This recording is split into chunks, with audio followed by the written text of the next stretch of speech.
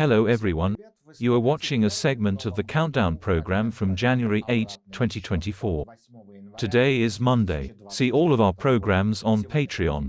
We'll be releasing updated ammo packs soon for you to check out. And now to the main topic of the program. Putin's Christmas is once again marked by missile strikes on Ukraine. For Orthodox security officers, murder is a holiday. They hit us with joy, with ballistic missiles. On the morning of January 8, the Russians attacked Ukraine with dozens of cruise missiles. They were launched by more than 10 Tu-95 Mega Siemens strategic bombers from the Caspian Sea region, as well as from MiG-31 Dagger carriers. In Kharkov, racist terrorists hit industrial facilities in the city. A residential building in the area was also damaged and one was wounded.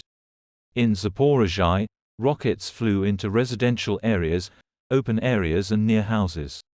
There are people injured. In Kryvyi Rog, the blow fell on the Auchan shopping center. Part of the city was left without electricity, trolleybuses and trams were stopped. In general, in recent days the racist attacks on Ukraine have not stopped. And rumors even spread about an impending offensive by the invaders in the Kharkov direction. The day before, the Russian Federation attacked Kharkov with S-300 missiles. The mayor of Kharkov, Igor Terekov, said that it landed near private residential buildings in one of the city's districts. And in recent days, the Ukrainian armed forces have concentrated their attacks on Crimea, determining the main direction in the liberation of the occupied territories. The German publication Die Welt admits that Ukraine could go on the offensive in the coming months after it receives F-16s from Norway. The publication clarifies that from the Ukrainian bridgehead on the left bank of the Krinky to Crimea, they're only about 60 kilometers, and the peninsula itself remains one of the most problematic areas in Russia, where the Ukrainian army is actively destroying air defense and radar. To divert attention from the losses in Crimea, propaganda urgently launched an infofuel about the alleged death of the head of the General Staff, Gerasimov, somewhere in the Sevastopol region. To disperse the misinformation, the Kremlin's social network Telegram and Elon Musk's loyalist X were actively used. The Russians have been using these two platforms for a long time in their information special operations. Meanwhile, in the United States and Europe, debates about the need to increase military assistance to Ukraine are flaring up with renewed vigor.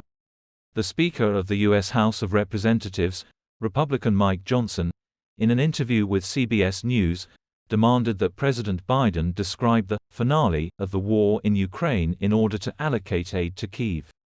What is the final in Ukraine? What is our strategy? What is the goal? How are we going to have proper oversight of these precious taxpayer dollars? Johnson asked, pretending that no Budapest Memorandum with guarantees from the United States had ever existed.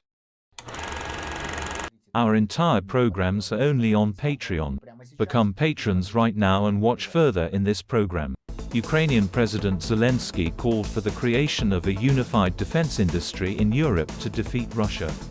Recent reshuffles in the Chinese military department leave no doubt about Beijing's militaristic intentions, and reports about the corruption of the Chinese military may be an information hoax aimed at weakening the potential enemy, the United States. South Korean intelligence claims Hamas is using North Korean-made weapons in its war against Israel. Watch in the program, Postscript. A new distraction is spreading in the Russian information field on the topic of another impending coup.